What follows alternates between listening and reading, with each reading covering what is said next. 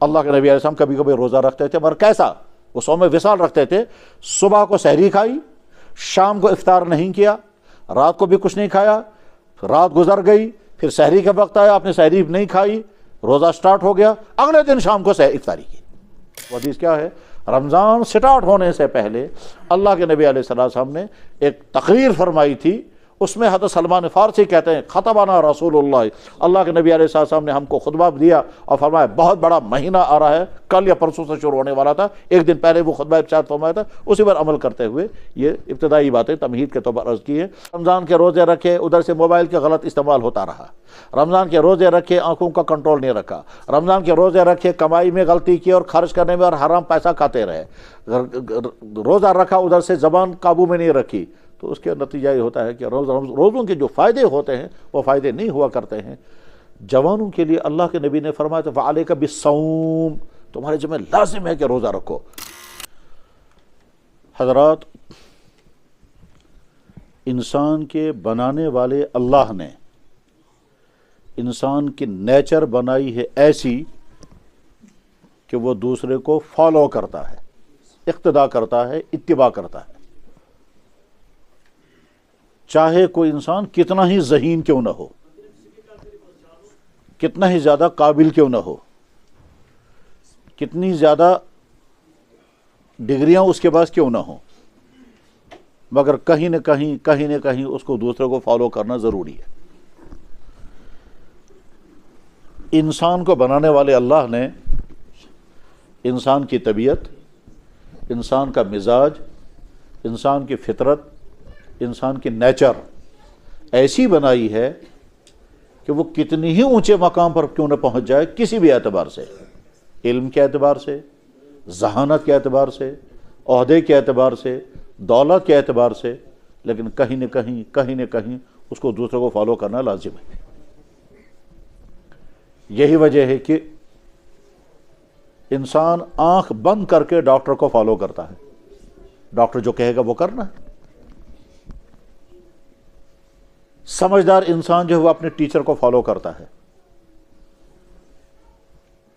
سعادت مند طالب علم جو ہے وہ یہ جانتا ہے کہ میرا استاد جیسا مجھے بتائے گا مجھے ویسے کرنا ہے۔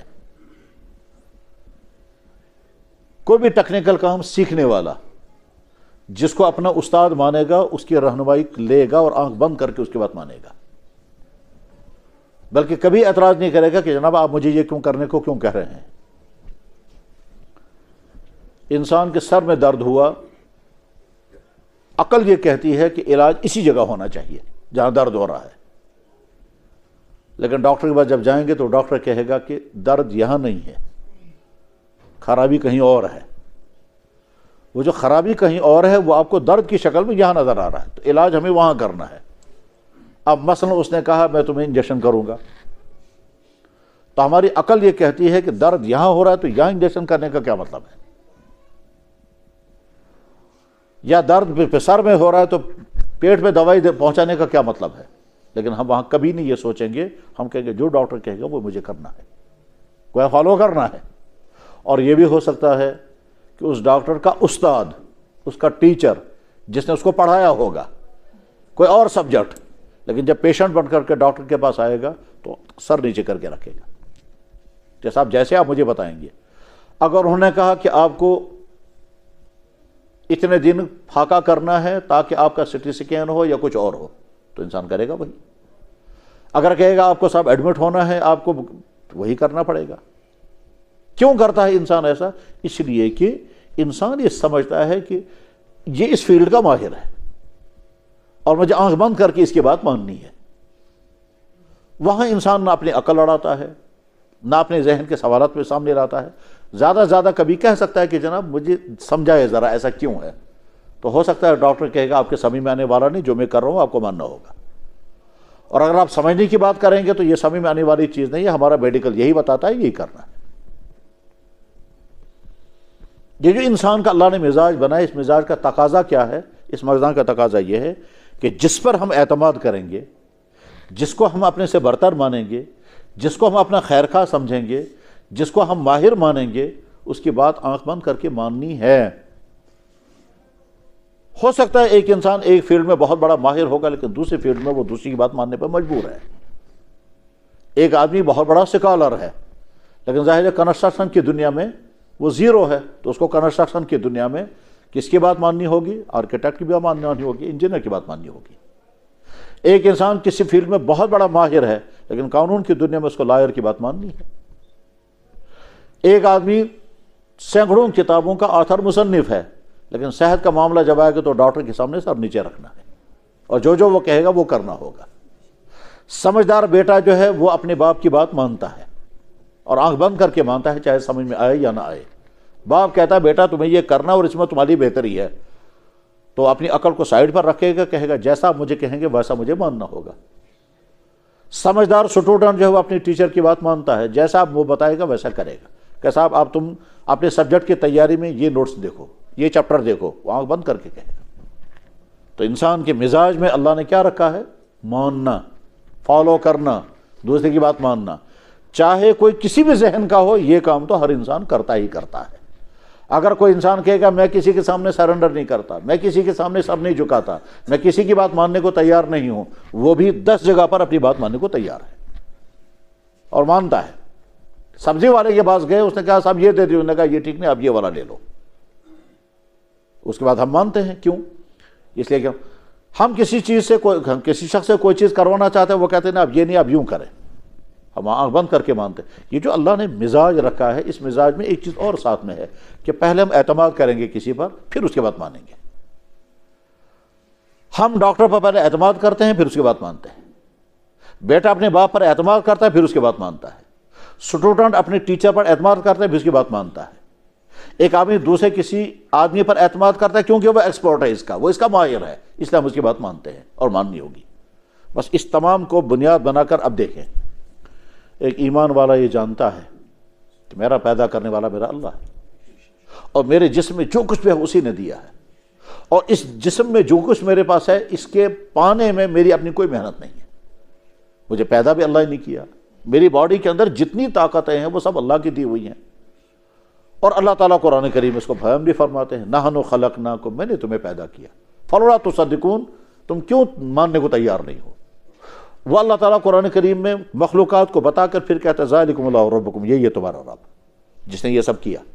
مخلوقات کی تخلیق کا نظام سمجھا کر پھر اللہ کہتے ہیں یہ تمہارا رب جس نے پیدا کیا. ان کو انسانوں کو سمجھاتا ہے کہ دیکھو تم کیسے پیدا ہوئے ہو, کہ مرد کے جسم سے ایک مرد کے جسم میں ایک خاص قسم کا لکوڈ پیدا ہوا, اس لکوڈ کے پیدا ہونے میں تمہارا کوئی دخل نہیں, وہ میں نے پیدا کیا. پھر اس لکوڈ کو ٹرانسفر کرنے کا سارا سسٹم وہ بھی میں نے بنایا, اور اس سسٹم میں کیا کیا میں نے رکھا وہ تمہیں کچھ تو تمہیں معلوم ہے, بہت سارا تمہیں پتہ بھی نہیں. اس کے بعد پھر جہاں اس کو ٹرانسفر کرنا ہے وہاں کا ماحول تیار رہنا چاہیے تاکہ آگے جو مجھے پروسیس چلانا ہے وہ کام کا ہو جائے. اور وہاں کیا کیا ہونا چاہیے اس کے لیے بھی میں نے, تو عورت کے جسم میں ایگ, اور وہ ایگ کیسے تیار ہوگا, پھر وہ کیسے ایک جگہ سے نکل کر دوسری جگہ پہنچے گا, بیچ میں ٹیوب بلاک بھی نہیں ہونا چاہیے, اس ایگ کے اندر وہ ساری چیزیں ہونی چاہیے. اس کے بعد یہ دونوں جمع ہو جائیں گے, اور جمع ہونے کے بعد پھر ایک پروسیس کے ساتھ وہ ٹھیک 9 مہینے کے اندر پورا انسان تیار ہوتا ہے. اس 9 مہینے کی تیاری میں انسان کا اپنا کوئی دخل نہیں ہے, انسان کا کوئی ہیلپ نہیں ہے. آج کا میڈیکل آسمانوں کو چھو رہا ہے لیکن وہ صرف بتا سکتا ہے کہ اس وقت پوزیشن کیا ہے. الٹرا ساؤنڈوں سے پتہ چل جائے گا کہ صاحب بچہ ٹھیک گروتھ کر رہا ہے یا نہیں, ٹھیک ہے ہارٹ بن رہا ہے یا نہیں, برین بن رہا ہے یا نہیں, ٹھیک ہے. اور بتائیں گے لڑکا بنا یا لڑکی بنی.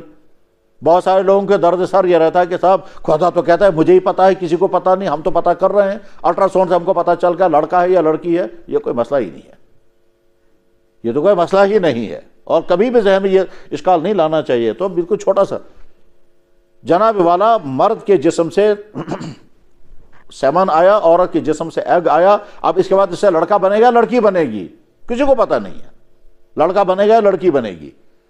ایسے ہی جیسے کہ کاندروں نے آٹا لایا, آٹا گوندا, کسی کو پتا نہیں اس میں سے کون سی روٹی نکلے گی, وہ صرف کاندرو جانتا ہے.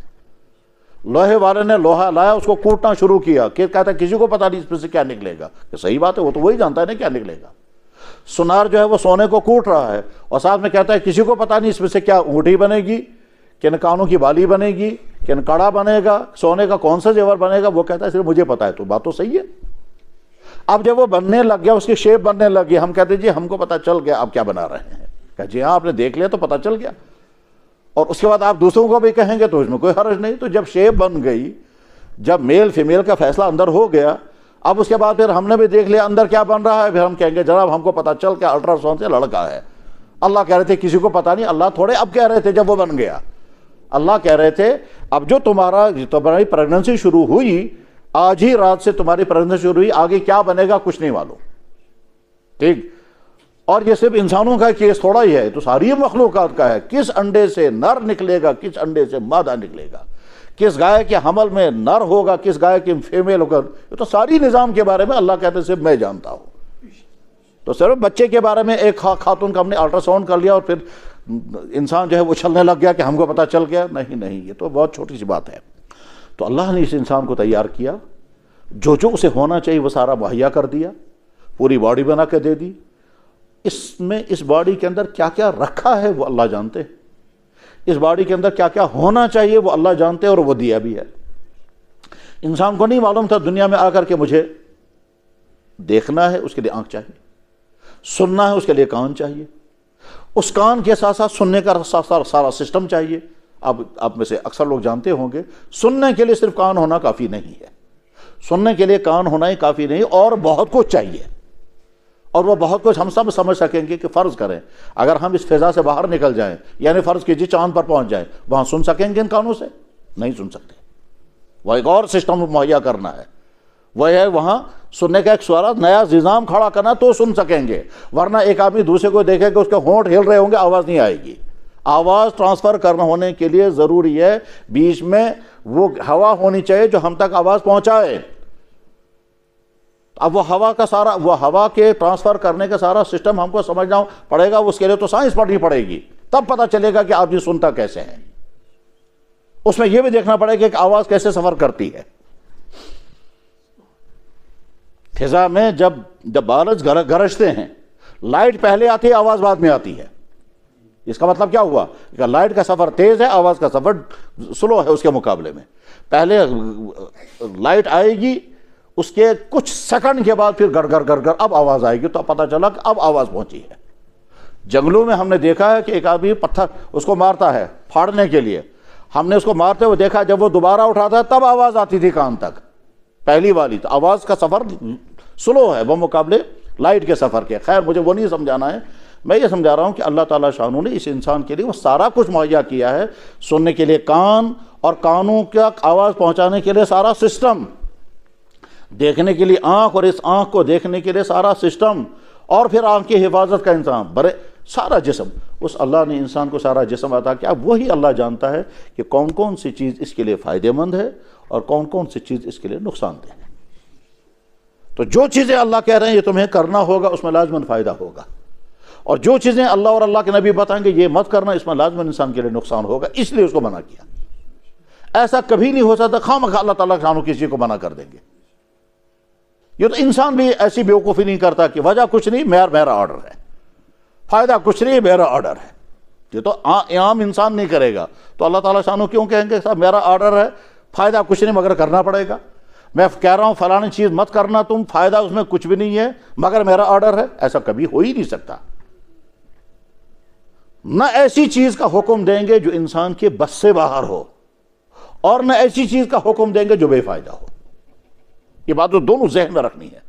نہ ایسی چیز کا حکم دیں گے جو انسان کر نہ سکے، پھر بھی اللہ تعالیٰ کہیں گے کرو۔ اس کو اللہ خود قرآن میں کہتے ہیں لا یکلف اللہ نفسا الا وسعہا، میں اپنے بندوں کو ایسی چیز کا حکم دے ہی نہیں سکتا جو ان کی ہمت سے باہر ہو۔ لا یکلف اللہ نفسا الا ما آتاہا، میں پہلے صلاحیت دوں گا بعد میں آرڈر کروں گا۔ میں نے تمہارے اندر بھوک برداشت کرنے کی طاقت پہلے پیدا کی، پھر روزہ دیا۔ میں پہلے تمہیں دولت دوں گا، پھر کہوں گا اب زکوٰۃ دے دو۔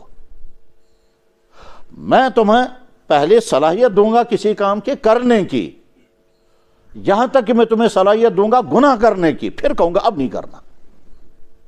پہلے صلاحیت دوں گا گناہ کرنے کی، صلاحیت، طاقت، انرجی، مائنڈ سیٹ، آزادی، پھر کہوں گا یہ نہیں کرنا۔ کیوں نہیں کرنا؟ اس میں وجہ ہوگی جو میں منع کر رہا ہوں، خواہ مخواہ نہیں۔ اس کو ہم آسان لفظوں میں یوں کہیں گے کہ جانور سارے اللہ نے پیدا فرمائے. کچھ جانوروں کے بارے میں فرمایا ان کے قریب بھی مت جانا، ان کا گوشت بھی مت کھانا، ان کا دودھ اولاً تو ہوگا ہی نہیں ان کا دودھ، اور اگر ہوگا بھی تو وہ دودھ مت پینا. مثلا جنگلی تمام جانور جو درندے ہیں ان کا گوشت حرام کر دیا گیا. جنگلی وہ تمام جانور جو درندے نہیں ہیں، جو گھاس خور ہیں، ان کا گوشت حلال کر دیا گیا. ہرن، باراسنگا، نیل گائے، جو جنگلی جانور ہیں اور وہ جانور گھاس خور جانور ہیں، ان کا گوشت حلال کر دیا گیا. گھریلو جانوروں کی دو قسمیں کر دی. وہ جانور جن کا گوشت بالکل نہیں کھانا ہے، کتا، بلی، چوہا، کیڑے مکوڑے، ان کو حرام کر دیا گیا.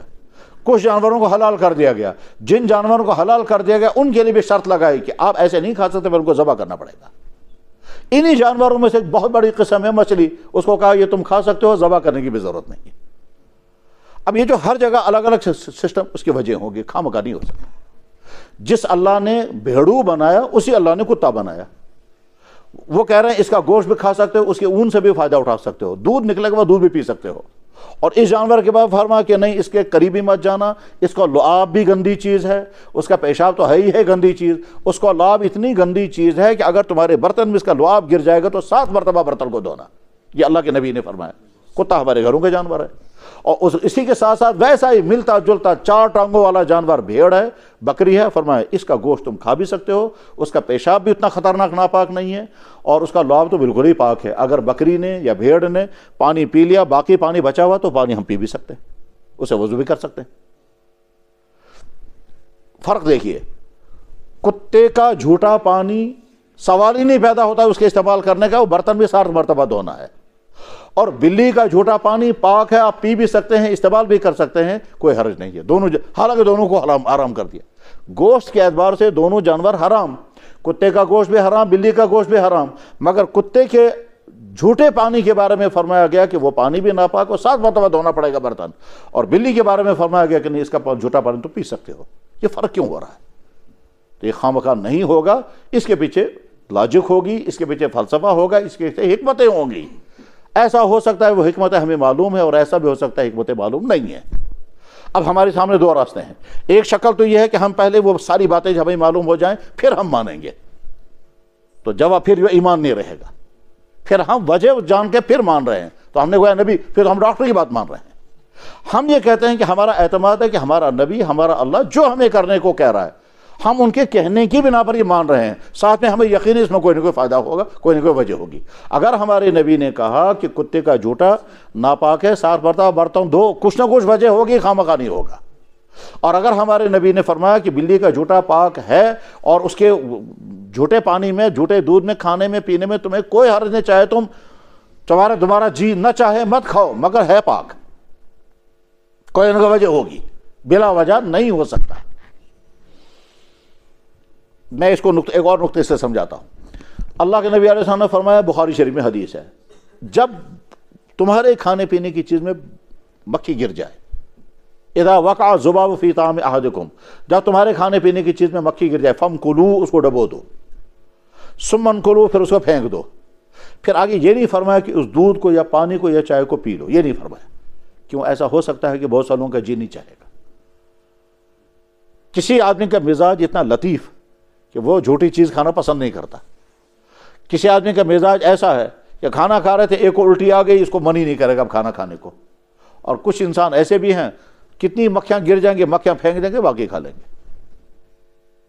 ایک انسان ایسا ہے دسترخوان پر اوپر سے بھی گزر گیا تو کھانا نہیں کھائے گا. دوسرا انسان وہ بھی انسان ہے کہ جو وہاں کوڑے میں سے جہاں لوگوں نے کھانا پھینکا ہے، چاول اور گوشت کے پیس پھینک دیے ہیں، وہاں سے نکال کر کے جھاڑ کے پھر کھا لے گا. انسانوں کے مزاج الگ الگ ہے. وہ بھی انسان ہے، یہ بھی انسان ہے. ہم یہ تو نہیں کہہ سکتے کہ وہ انسان نہیں ہے، تو مزاج الگ الگ ہے. ٹھیک. اللہ کے نبی علیہ السلام نے یہ نہیں فرمایا کہ مکھیاں جب تمہارے کھانے میں گر جائے، پینے میں گر جائیں، اس کو پھینک دو، بعد میں پی لو، یہ نہیں فرمایا.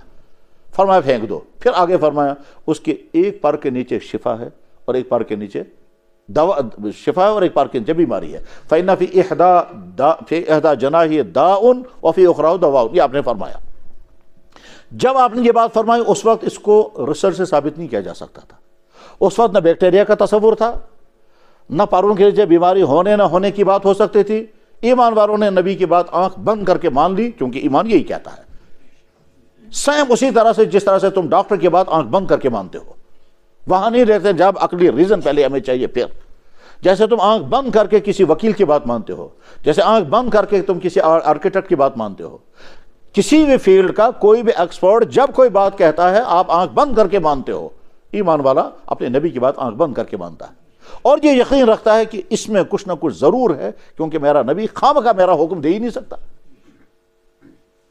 اگر آپ کو حکم اچھا خامخواہ اگر ہوتا بلا وجہ تو بلی اور کتے میں فرق کیوں کر دیتے، کتے اور بھیڑوں میں فرق کیوں کر دیتے؟ کچھ نہ کچھ ہوگی۔ زمانہ جتنا آگے چلتا گیا، تحقیقات ہوتی گئی، تحقیقات ہو گئی، ایک ایک چیز کھل گئی۔ اب آج کے ریسرچ نے ثابت کر دیا کہ کتے کے منہ میں جراثیم ہے، آج کے تحقیقات نے ثابت کر دیا کہ بلی کے منہ میں جراثیم ہوتی ہی نہیں، یا ہوتے ہیں اور وہ جب زبان سے چاٹتے ہیں تو اس کے جراثیم ختم ہو جاتے ہیں۔ دونوں کو دیکھ کے اس کا جھوٹا پانی بھی دیکھا، اس کا جھوٹا پانی بھی دیکھا، اس کے جھوٹے پانی اور برتن میں دیکھا گیا تو بیکٹیریا تھے، اور 7 مرتبہ دھونے کے بعد وہ بیکٹیریا ختم ہوئے کم سے کم، اور اس کا بیکٹیریا وہاں تھا ہی نہیں کوئی بیکٹیریا۔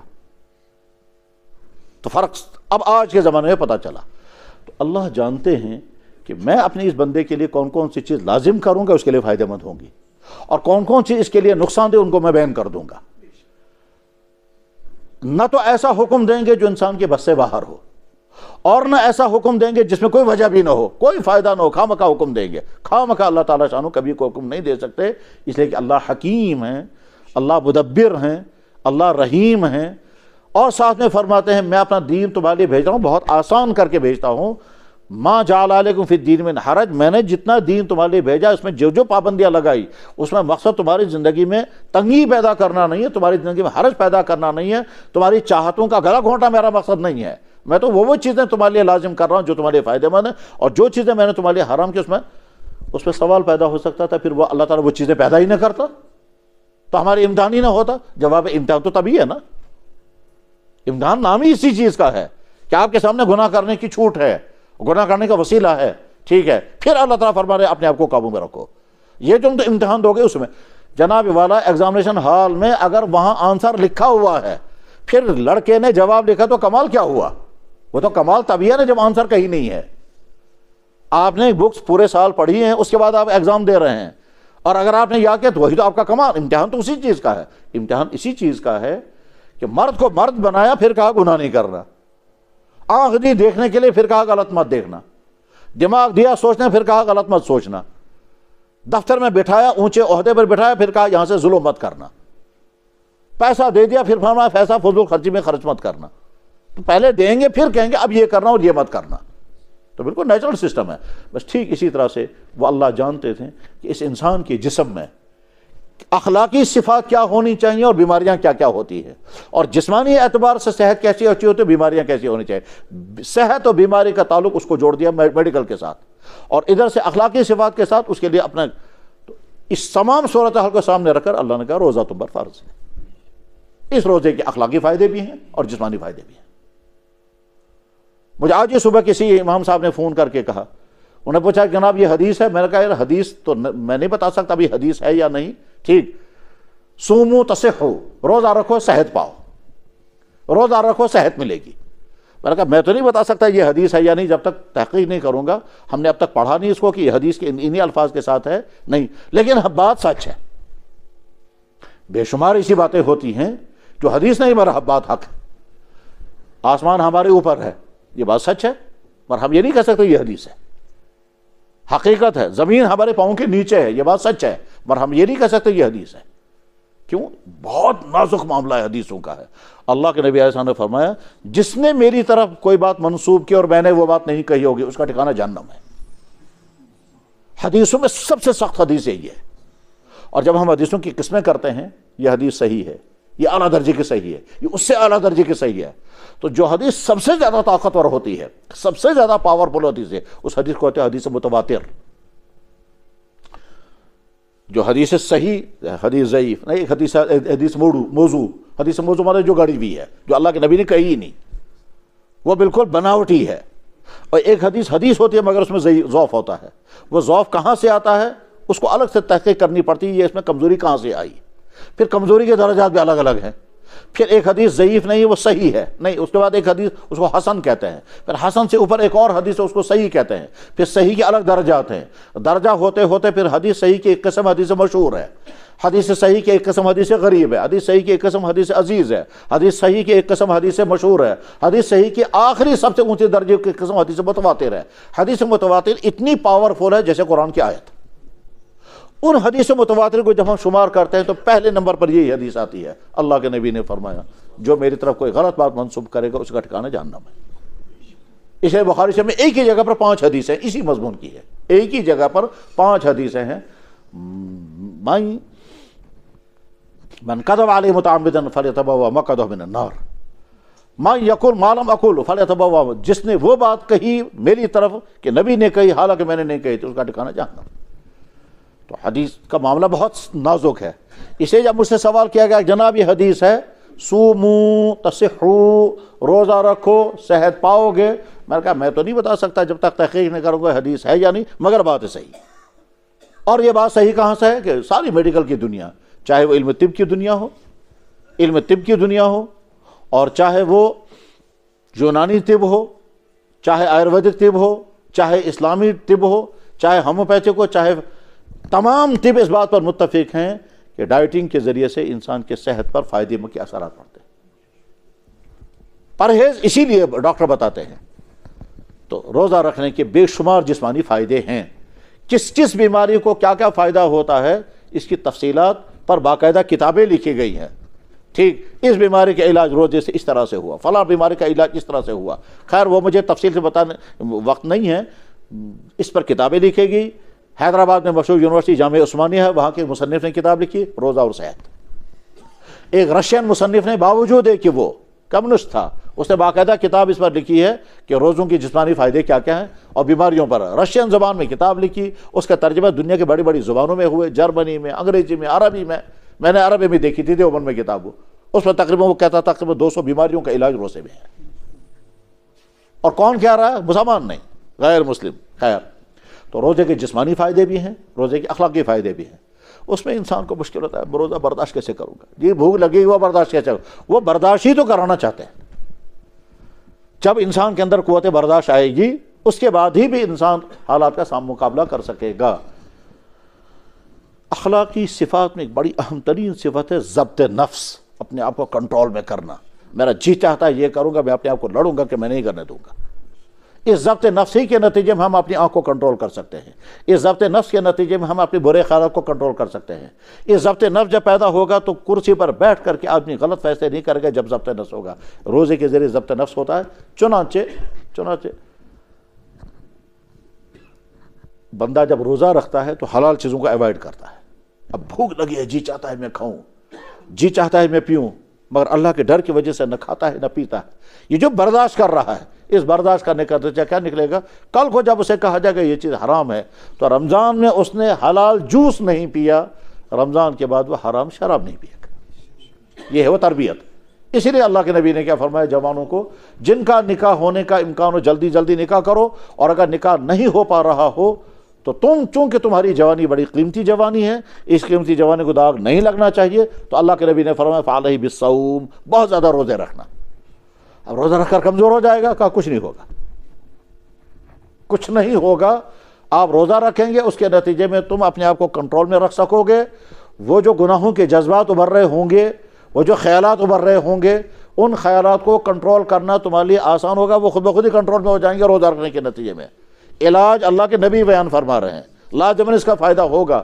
چنانچہ میرے جاننے والوں میں کتنے نوجوان ایسے ہیں جن کو میں اخیر میں بتاتا ہوں، اب جب تمہارا رشتہ بھی نہیں ہو پا رہا ہے، رکاوٹیں کیا ہیں؟ رکاوٹیں صحیح ہیں یا خامخواہ ہیں یا بلا وجہ ہیں، یا سماج رکاوٹیں یا گھریلو رکاوٹیں ہیں، اور تم جوانی کی زندگی میں گناہ تم سے ہو سکتے ہیں، تو تمہارے بہترین علاج ہے روزہ رکھو۔ تم برداشت کرو وہ بھوک، اس بھوک کی برداشت کرنے کے نتیجے میں، اس پیاس کے برداشت کرنے کے نتیجے میں تمہارے اندر ایک اور چیز پیدا ہو جائے گی، وہ ہے ضبط نفس۔ اس کے بعد جب خیالات ابھریں گے تو روزہ اور وہ جو ضبط نفس پیدا ہوا ہے، اور جو خیالات ابھریں گے ہی نہیں، برے خیالات، روزہ برے خیالات کو ابھرنے کو روکتا ہے، روزہ انسان کی نفسانی چاہتوں کو ابھرنے سے روکتا ہے، روزہ انسان کی بے قید جنسی قوتوں کو کنٹرول میں رکھتا ہے۔ یہ اللہ فَإِنَّهُ لَهُ وِجَاءٌ کا لفظ حدیث میں موجود ہے۔ بس میں مثال بیان کر کے بات ختم کرتا ہوں کہ میرے پاس کتاب موجود ہے، میگزین ہے وہ، اس میں ایک شخص سے پوچھا گیا کہ آپ مسلمان کیوں بنے؟ ایک شخص جو پہلے غیر مسلم تھا، بعد میں اس نے اسلام قبول کیا، اس سے پوچھا گیا کہ آپ مسلمان کیوں بنے؟ پیشے کے اعتبار سے یہ ڈاکٹر ہے اور غالباً اپنا کلینک ہے یا اپنا ہاسپٹل ہے، اس وقت وہ زندہ ہے یا وفات ہو گئی مجھے نہیں معلوم ہے۔ اس سے پوچھا جا رہا ہے کہ آپ آج ڈاکٹر ہیں، ڈاکٹر احمد فاروق، اس سے پہلے کچھ اور رہا ہے وہ، اس سے پوچھا گیا آپ مسلمان کیوں بنے؟ اس نے کہا رمضان کی وجہ سے۔ اس سے پوچھا گیا ڈیٹیل اس سے کیا ہے؟ اس نے کہا دیکھو میں ایک ڈاکٹر ہوں، میرے پاس ہر قسم کے پیشنٹ آتے تھے، تو مسلمان پیشنٹ بھی آتے تھے، غیر مسلم بھی آتے تھے۔ مسلمان پیشنٹ میرے پاس آتے تھے، میں ان کو دوائی بتاتا تھا، یہ دوائی کھاؤ، یہ دوائی کھاؤ، یہ پرہیز کرو، یہ تو اچانک بیچ میں انہوں نے کہنا شروع کر دیا کہ سر ہمارا تو رمضان آ گیا، ہم تو دوائی نہیں کھا سکتے اب۔ تو میں نے پوچھا کیوں نہیں کھا سکتے؟ انہوں نے کہا ہمارا روزہ ہوتا ہے۔ میں ان سے پوچھا روزہ کیا چیز ہوتی ہے؟ اب انہوں نے بھی ڈیٹیل بتائی کہ صاحب صبح کو فلاں ٹائم کے بعد کھانا پینا بند ہو جاتا ہے اور شام کو آفتاب ڈوبنے تک، سن سیٹ تک ہم کچھ نہیں کھا سکتے۔ میں سوچتا رہا یہ کیا چیز ہے، سنا تو تھا میں نے مگر ڈیٹیل نہیں معلوم تھی۔ ادھر سے چونکہ ڈاکٹر ہے وہ جانتا ہے کہ ڈائٹنگ کرنے کے فائدے کیا ہوتے ہیں، وہ تو معلوم ہے۔ خیر اس کو سمجھنے میں دیر نہیں لگی، لیکن اس کو دلچسپی ہوئی، پوچھتا رہتا تھا یہ روزہ کیوں رکھا گیا ہے، کس نے رکھا ہے، یہ رکھنا کب ہوتا ہے، کسی کو معافی ہے یا نہیں۔ بتانے والے اس کو بتاتے تھے جتنی ان کی معلومات ہوتی تھی۔ بہرحال اس نے روزے کے بارے میں اچھی خاصی معلومات حاصل کر لی، اس کے فائدے کیا کیا ہوتے ہیں۔ ساتھ میں اس کو بتانے والے نے بتایا کہ اس سے ہمارے قرآن میں لکھا ہے اس کے اندر تمہارے اندر تقویٰ پیدا ہوگا۔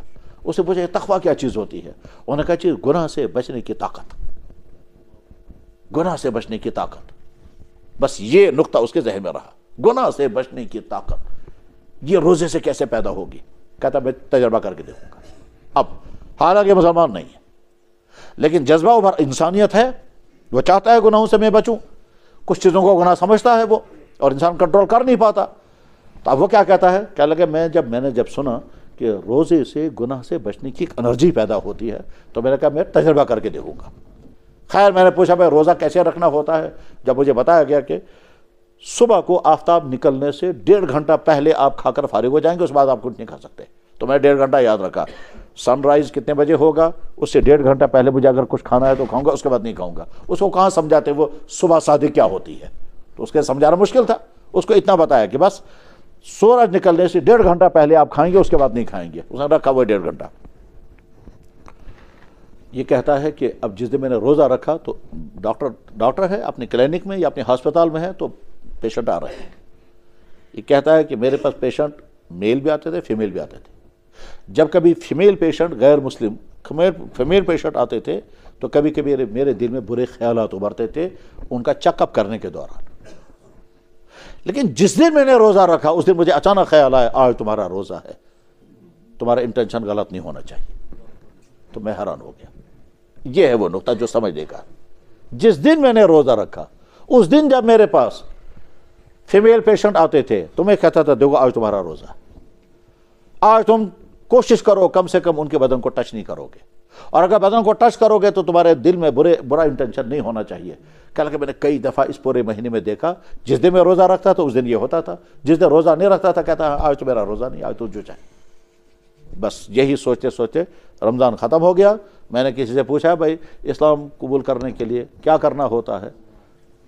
کسی کے پاس گئے، کلمہ پڑھا، نام پہلا ختم ہو گیا، آج وہ ڈاکٹر احمد فاروق۔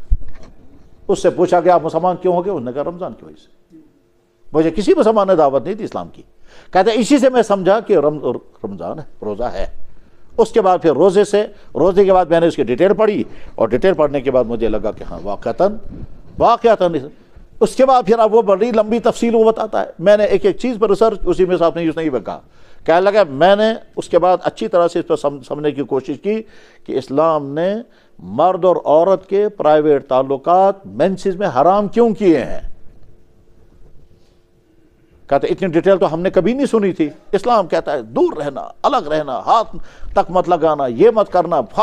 تو میں نے ڈیٹیل جب پڑھی تو بعد میں پتا چلا کہ مینسز کی حالت میں اگر میاں بیوی میں آپس میں انٹرکورس کیا تو اس کے نتیجے میں کیا کیا بیماریاں مرد کو اور کیا کیا بیماریاں عورتوں کو۔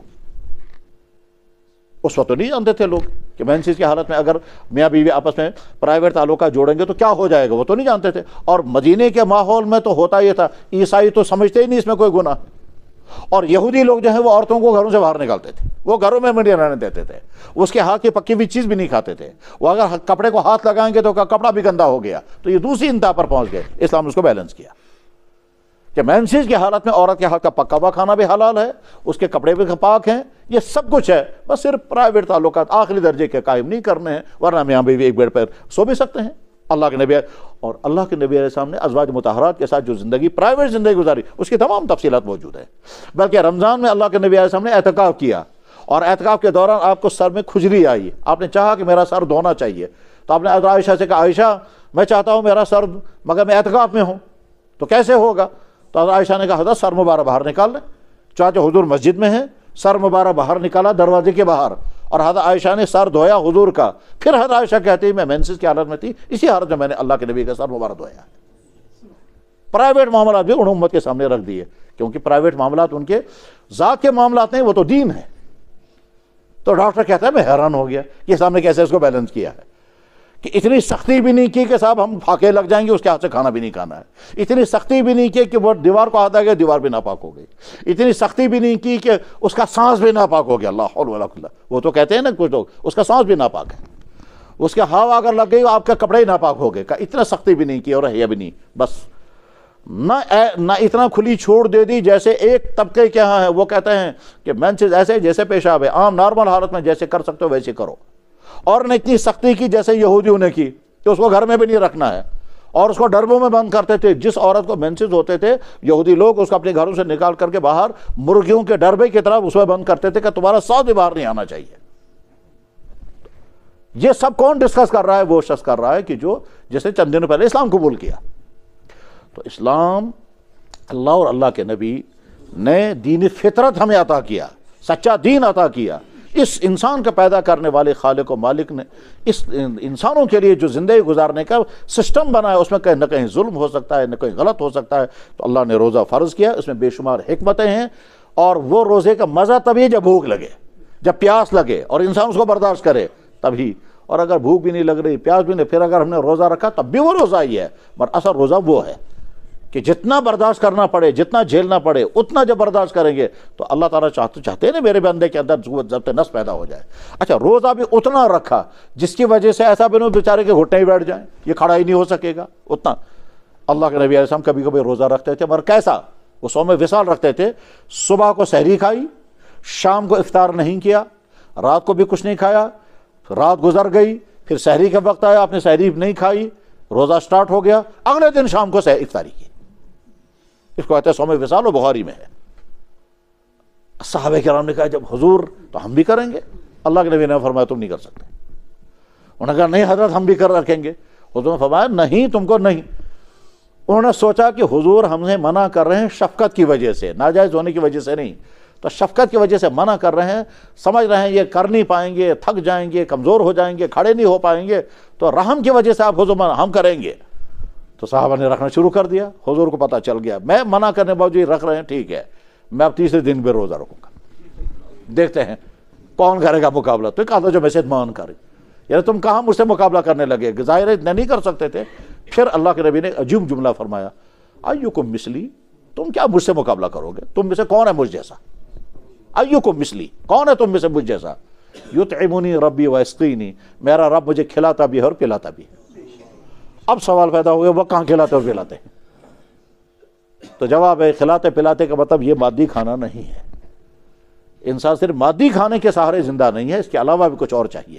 یعنی گویا اللہ کے نبی فرما رہے ہیں کہ زندہ رہنے کے لیے جیسے کھانا پینا چاہیے وہ تب انسانوں کی ہے، میری ایک کیفیت یہ بھی ہے کہ میں کھائے پیے بغیر بھی زندہ ہوں.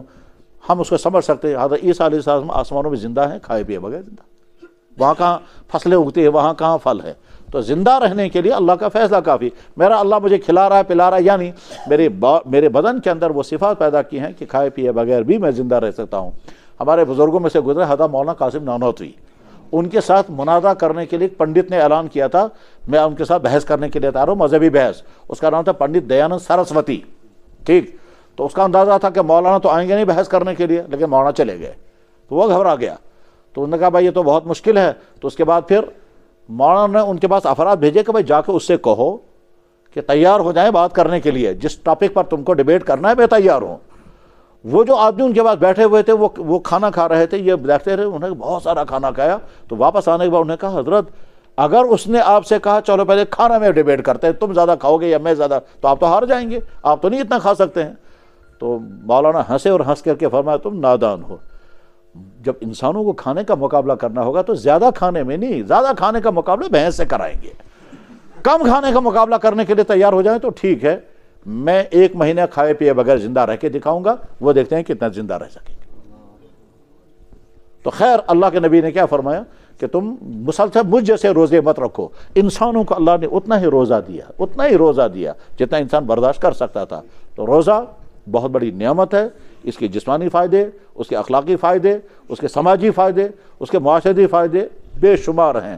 اسی وجہ سے اللہ نے رمضان کے روزے, اس لیے شوق کے ساتھ ہم کو روزے رکھنے ہیں اور اچھی عمدگی کے ساتھ رمضان گزارنا ہے. اب رمضان کی تفصیلات کیا کیا ہیں انشاءاللہ رمضان بھر بیان ہوتی رہیں گی. یہ تو اصل میں ابھی حدیث پر عمل کر رہے ہیں, اور وہ حدیث کیا ہے, رمضان سٹارٹ ہونے سے پہلے اللہ کے نبی علیہ السلام نے ایک تقریر فرمائی تھی. اس میں حضرت سلمان فارسی کہتے ہیں خطبنا رسول اللہ کے نبی علیہ السلام نے ہم کو خطبہ دیا اور فرمایا بہت بڑا مہینہ آ رہا ہے, کل یا پرسوں سے شروع ہونے والا تھا, 1 دن پہلے وہ خطبہ ارشاد فرمایا تھا. اسی پر عمل کرتے ہوئے یہ ابتدائی باتیں تمہید کے طور پر عرض کی ہیں. اور حدیث بیان کرنے والے سلمان فارسی, اور وہ سلمان فارسی بڑی خصوصیات کے صحابی تھے, بڑی منفرد کمالات کے آدمی تھے, حیرت انگیز کمال ان کے اندر تھے. انہوں نے یہ حدیث کو نقل فرمایا حدیث کی کتابوں میں. اسی پر عمل کرتے ہوئے یہ اس وقت کی مختصر سے گفتگو کی گئی. رمضان میں شوق کے ساتھ روزے رکھنے ہیں, روزوں کی حفاظت کرنی ہے. روزوں کی حفاظت کرنے کے معنی کہ ہم روزہ جب رکھیں گے تو ساری غلطیاں نہیں ہونی چاہیے جن غلطیوں کے سے روزوں کے فائدے ختم ہو جاتے ہیں. مثلا ہم نے رمضان کے روزے رکھے, ادھر سے موبائل کے غلط استعمال ہوتا رہا. رمضان کے روزے رکھے, آنکھوں کا کنٹرول نہیں رکھا. رمضان کے روزے رکھے, کمائی میں غلطی کی اور خرچ کرنے میں اور حرام پیسہ کھاتے رہے. روزہ رکھا, ادھر سے زبان قابو میں نہیں رکھی, تو اس کے نتیجہ یہ ہوتا ہے کہ روزوں کے جو فائدے ہوتے ہیں وہ فائدے نہیں ہوا کرتے ہیں. جوانوں کے لیے اللہ کے نبی نے فرمایا تھا فعلیک بالصوم, تمہارے ذمہ لازم ہے کہ روزہ رکھو. مولانا اشرف تھانوی رحمہ اللہ تعالیٰ کے ویسے نوجوانوں نے کہا حضرت میں نے سنا تھا کہ روزہ رکھنے سے انسان کی جنسی خواہشیں کنٹرول میں رہتی ہیں, میں نے روزہ رکھا مگر ہوا ہی نہیں. تو آپ نے فرمایا اچھا کتنے روزے رکھے تھے؟ انہوں نے کہا 1. انہوں نے کہا 1 روزے سے تھوڑا ہی ہوگا, وہ تو اتنے تسلسل کے ساتھ روزے رکھنے پڑیں گے. پھر فرمایا دوائی کتنے دن کھاتے ہو؟ کہنے لگے جب تک ڈاکٹر کہے گا. تو کہنے لگے جب تک ڈاکٹر کہے گا تب تک دوائی کھاتے رہو گے, جس ترتیب سے کہے گا اسی ترتیب سے کھاؤ گے. تو اسی طرح سے روزے جو ہے وہ تھوڑے 1 دن روزہ رکھا تم نے, 1 دن ٹانی کی ساری بوتل پی لی اور پھر کہا میں تو کچھ مجھے تو بدن میں طاقت آئی نہیں. وہ تو 1 دن ٹانی کی بوتل کھانے سے نہیں ہوگا. وہ تو نبی کے کہنے کے مطابق تسلسل سے روزے رکھنے ہیں, اور تب تک روزے رکھتے رہنا ہے جب تک تمہارے اندر ضبط نفس پیدا نہ ہو جائے. ڈائٹنگ کرتے ہیں لوگ, تو ڈائٹنگ کرنا تو گویا ہماری فطر کے عین مطابق ہے. ٹھیک اسی طرح سے روزہ, تو روزہ رکھا جائے اور اس کے بعد پھر روزے کو خراب ہونے سے بچایا جائے. اور اس کے بعد رمضان میں تو دعائیں لازماً قبول ہوتی ہے, افطار کے وقت میں بھی اور سحری کے وقت میں بھی. اللہ تعالیٰ عمل کرنے کی توفیق عطا فرمائے. وآخر دعوانا الحمدللہ رب العالمین برحمتک یا ارحم الراحمین, آمین.